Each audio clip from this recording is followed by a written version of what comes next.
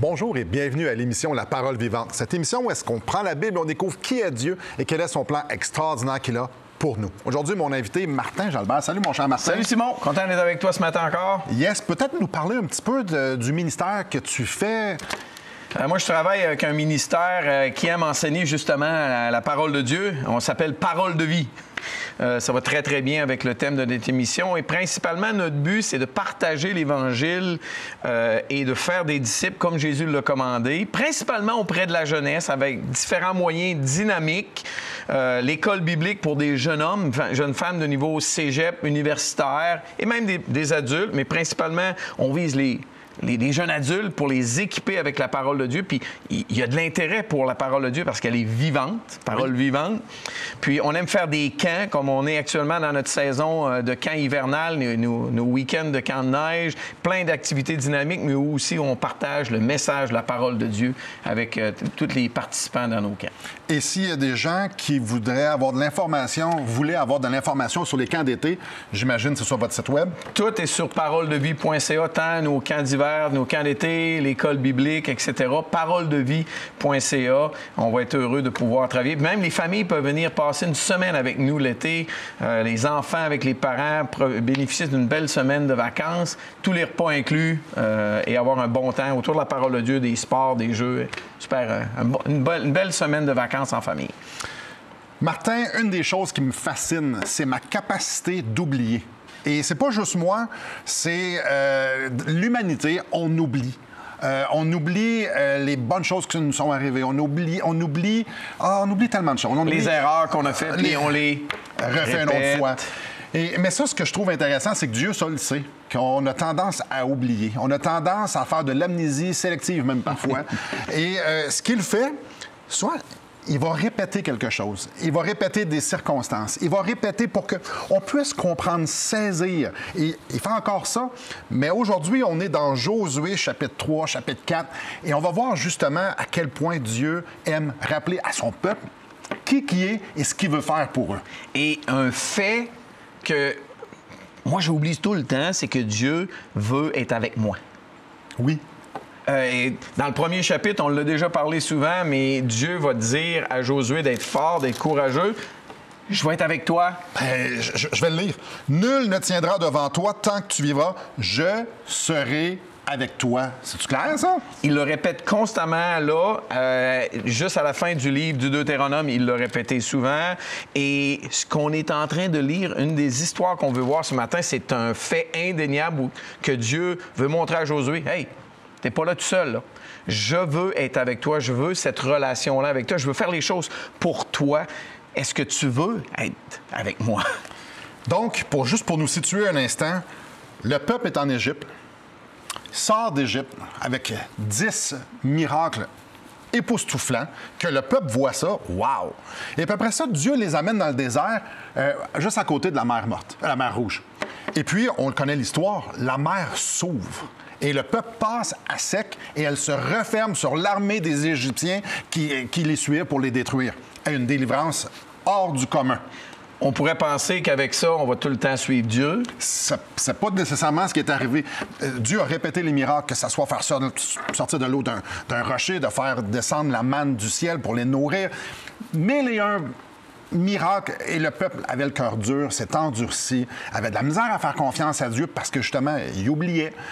Et puis, on tournait en rond pendant 40 ans. Mais Dieu avait fait la promesse qui était pour donner la terre promise, Canaan, au peuple d'Israël. Et là, ils sont rendus là. Ils sont juste avant de rentrer. Sur le bord. Et juste avant de rentrer, la plupart des hommes sont morts. Tous les hommes de 20 ans et au-dessus sont morts. Ça ne parle pas des femmes. Mon feeling, c'est que c'est la même chose. Chose est certaine, c'est qu'eux, ils ont juste entendu les histoires de leur père, de leur grand-père, comme quoi il y avait eu beaucoup de miracles, beaucoup de choses, il y avait eu de la désobéissance. Et là, maintenant, c'est à leur tour à eux.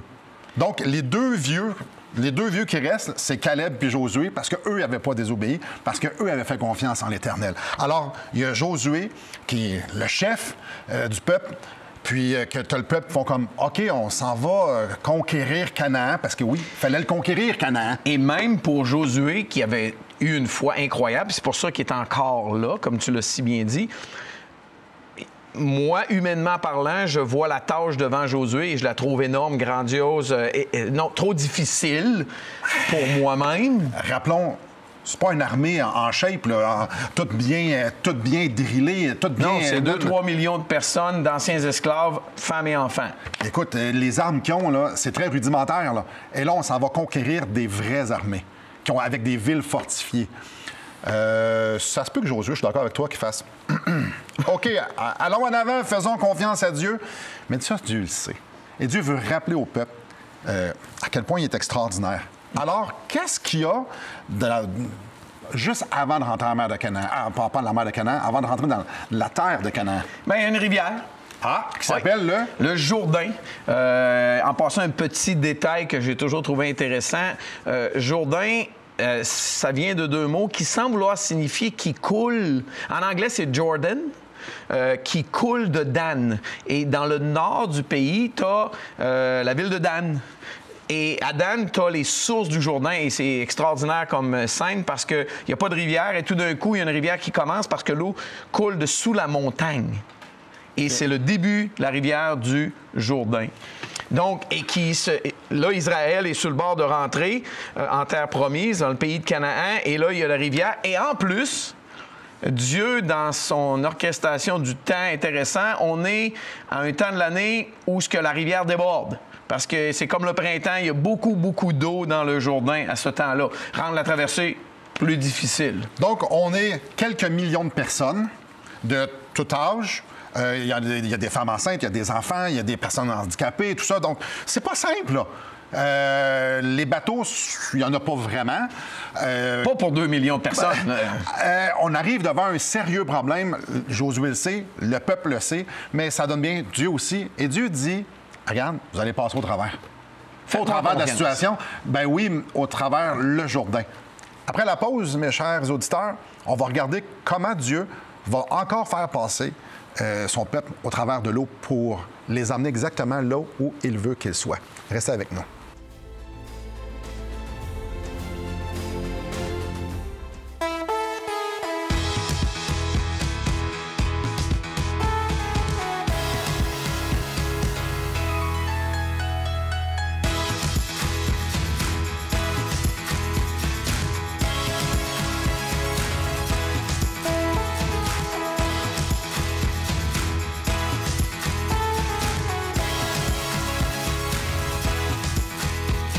Pour en savoir plus, visitez radioespoir.ca.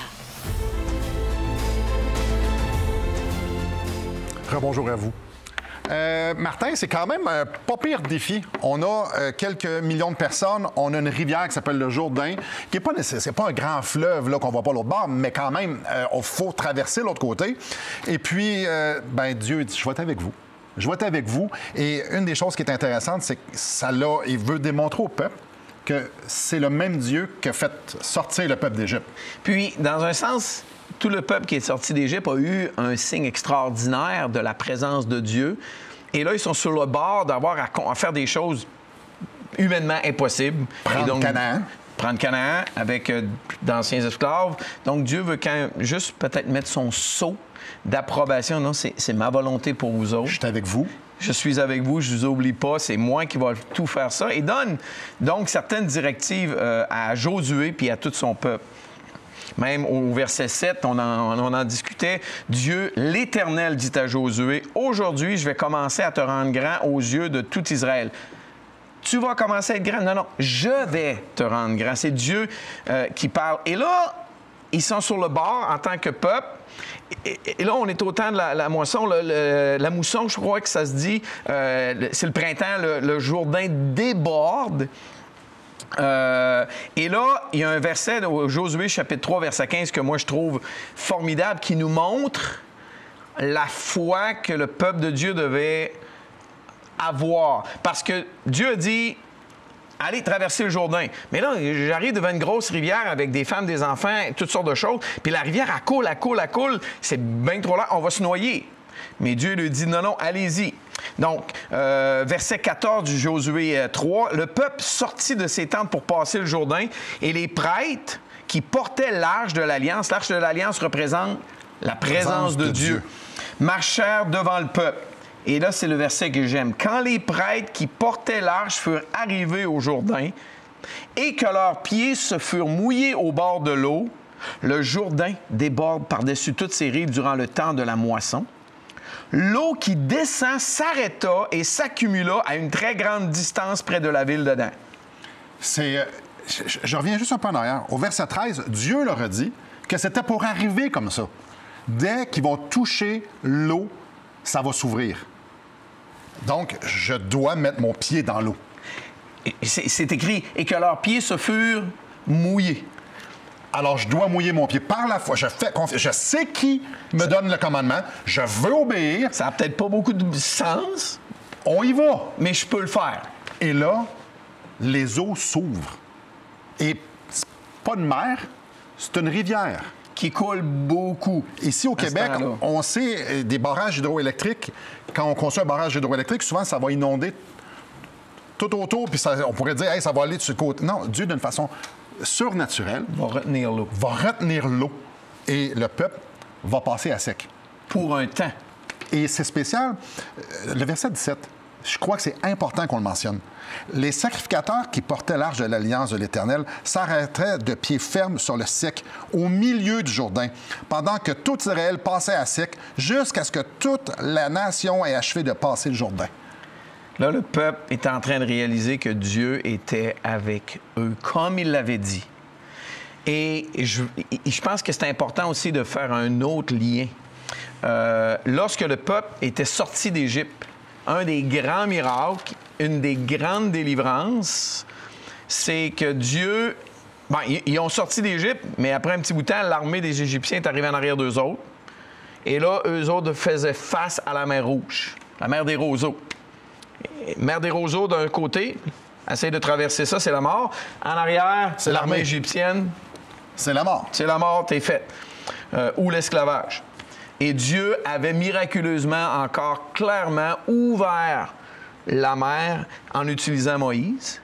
Et le peuple était passé à pied sec. Qu'est-ce qui se passe ici? Exactement la même chose. Et il faut que je te lise le passage.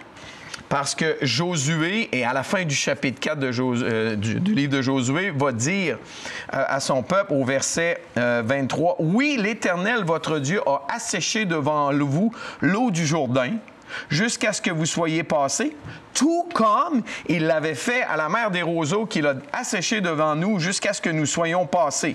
Ainsi, tous les peuples de la terre sauront que la main de l'Éternel est puissante et vous craindrez toujours l'Éternel, votre Dieu. » N'est-ce pas intéressant? Dieu refait le même genre de miracle, le même genre, pour impressionner et son peuple et les nations alentours. Dieu veut que son peuple sache qu'il est avec eux. Quand il dit « Je vais être avec vous, je ne vous abandonnerai pas, je vais vous tracer un chemin vers ma volonté, et c'est moi qui vais le faire. » Je suis là. Il le fait là. Donc, l'idée ici, c'est que le peuple puisse prendre courage, qu'il puisse avoir cette foi-là que, OK, Dieu est réellement avec nous. Je trouve ça intéressant que Dieu répète encore. Parce qu'on oublie. Les histoires nous sont mises dans la parole de Dieu pour qu'on n'oublie pas. Et moi, j'aimerais lancer le défi à nos auditeurs, justement. Allez lire par vous-même dans la Bible, dans la parole de Dieu. C'est un livre très facile à se procurer, comme par exemple cette petite Bible-là, 9,95. Vous pouvez vous la procurer à la Librairie chrétienne de Québec, entre autres. L'adresse apparaît à l'écran en même temps. Mais ne vous fiez pas sur ce que les uns et les autres disent, sur ce que Simon Ouellet, Martin Jalbert dit, mais allez vous-même suivre lorsqu'on en parle, allez vous-même lire et vous allez voir que Dieu veut vous montrer qu'il est avec vous tous les jours de votre vie. Il veut nous accompagner et nous demande simplement de marcher par la foi, comme les sacrificateurs ont dû mettre leur foi en application, mettre leurs pieds dans l'eau, se mouiller, et là, le Jourdain s'est séparé. Puis même le peuple après, hey, mais l'eau va-tu tomber puis nous envahir? Non, ils ont dû marcher, traverser, mais Dieu était avec eux. Ce que j'aime de la parole de Dieu, c'est qu'elle est vivante. Qu'est-ce que je veux dire par là? Je l'ai lu à plus qu'une reprise, mais je sais, toi aussi, il y a des passages que j'ai lus des centaines de fois. Et c'est intéressant de voir, fois après fois, quand je la rouvre, Dieu me parle. Dieu me fait voir des choses. Non pas que les mots changent, mais mon cœur a changé. Ta situation de vie. Dieu me parle. C'est tellement encourageant de savoir que Dieu est avec moi, que Dieu me répète, puis que Dieu dit « Hey, regarde, ça, je t'en ai déjà parlé. Regarde, c'est souligné en trois couleurs dans ta Bible. » Et c'est encore de ça que tu as besoin d'entendre. Et ce que Dieu est fidèle. Oui, procurez-vous une Bible. Ça transforme une vie. Lorsque Dieu parle à nos cœurs, ça ne nous laisse pas impassibles. Ça produit quelque chose en nous. Donc, après la pause, on va continuer de regarder ce drôle de voyage, ce drôle de commencement de conquête de Canaan. On passe au travers du Jourdain à sec. Mais il y a plus. Restez avec nous. Depuis maintenant 15 ans, nous avons l'immense privilège d'annoncer la bonne nouvelle de Jésus-Christ. Par la grâce de Dieu, nous avons fait plus de 500 émissions, distribué gratuitement des milliers de livres et que dire des centaines de personnes qui ont répondu par la foi à l'appel de Jésus. Aujourd'hui, nous aimerions inviter ceux qui ont reçu cette bonne nouvelle à faire équipe avec nous. Aimeriez-vous avoir un impact dans la francophonie pour l'Évangile? Joignez notre équipe en participant financièrement à la production de l'émission et en nous permettant de continuer à offrir de la littérature gratuitement à ceux qui sont ouverts à l'Évangile. Contactez-nous. Il nous fera plaisir de vous partager comment vos prières et vos dons peuvent faire la différence.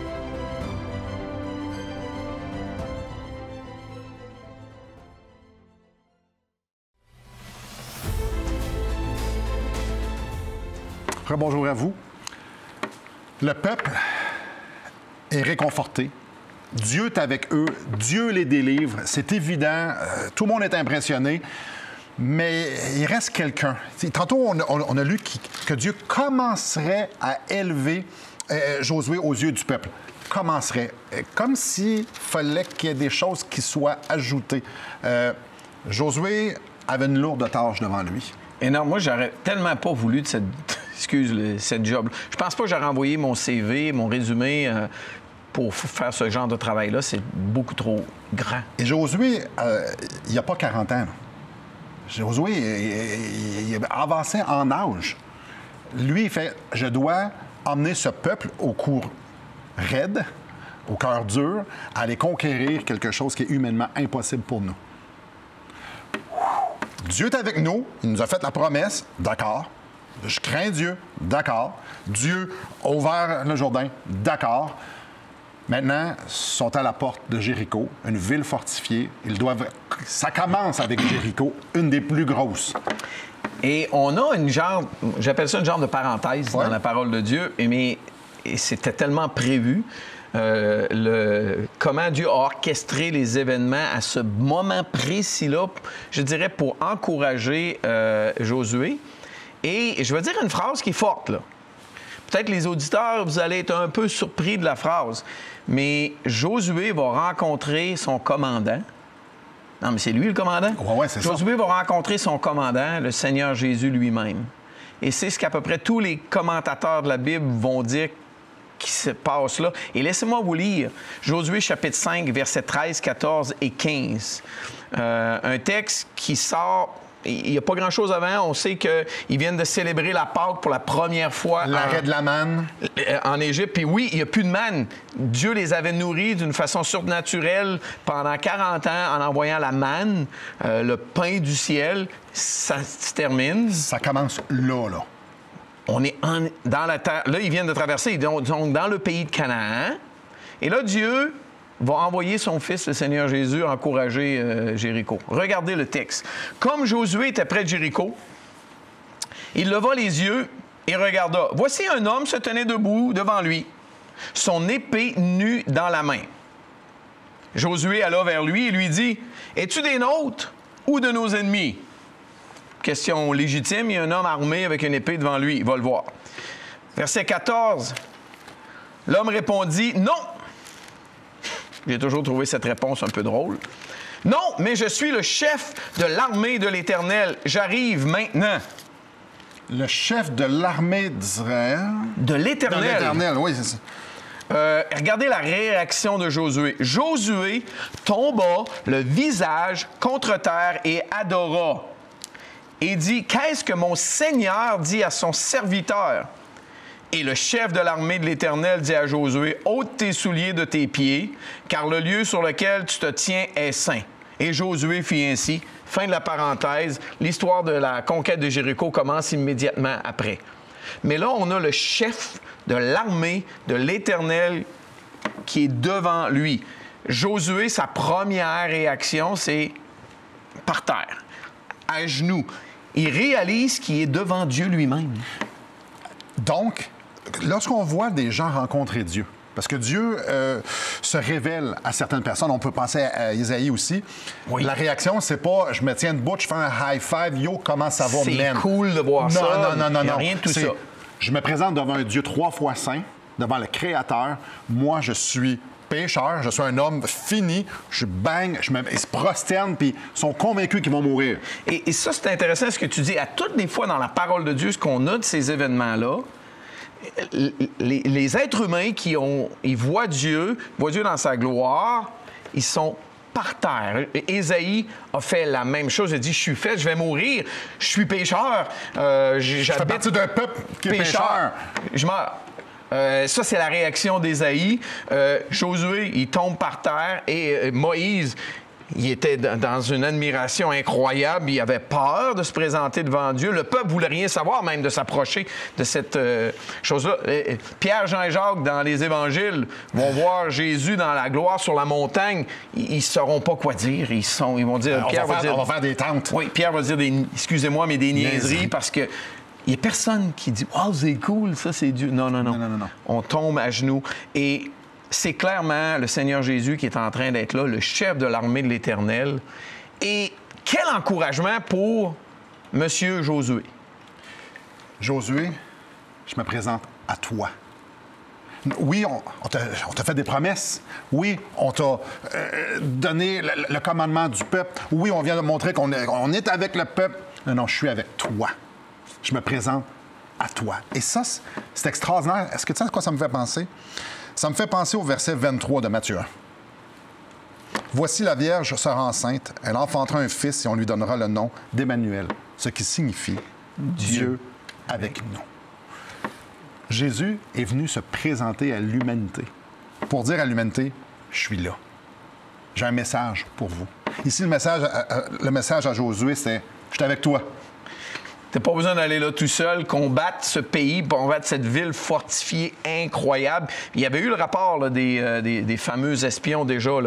C'est une ville forte, énorme. Mais non, je suis là. Je suis là. Puis non seulement je suis là, mais Dieu se présente sous différents noms. Ouais. Mais là, il se présente sous quel nom? Le chef de l'armée. Ah, OK, je suis pas tout seul. Dieu aime nous rappeler qui est là. Et la venue de Jésus, c'est un rappel extraordinaire. Je suis avec vous. Rappelez-vous qui je suis. Rappelez-vous mes promesses. Je suis là. Et l'une de ces promesses-là, c'est que Jésus viendrait sauver des pécheurs. Jésus viendrait nous accompagner. Jésus viendrait nous montrer le chemin pour pouvoir être pardonné de nos péchés et de pouvoir être réconcilié avec Dieu et de pouvoir avoir la vie éternelle. Jésus est venu sur la terre pour ça. Jésus aime nous rappeler qu'on est en bonne main. Après la pause, on va continuer sur ce sujet extraordinaire que Jésus est avec nous. Restez avec nous.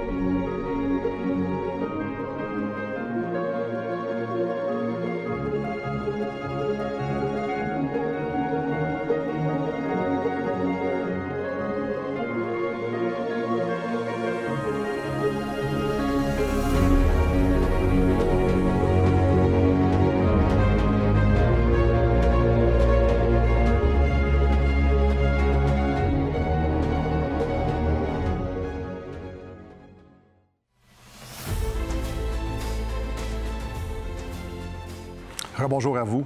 Martin, un des plus beaux rappels que Dieu est là, c'est la création. Non seulement la création, la nature, mais qu'on soit capable de pouvoir la voir, de pouvoir voir à quel point c'est magnifique. Bref, Simon, Dieu veut se révéler à nous autres.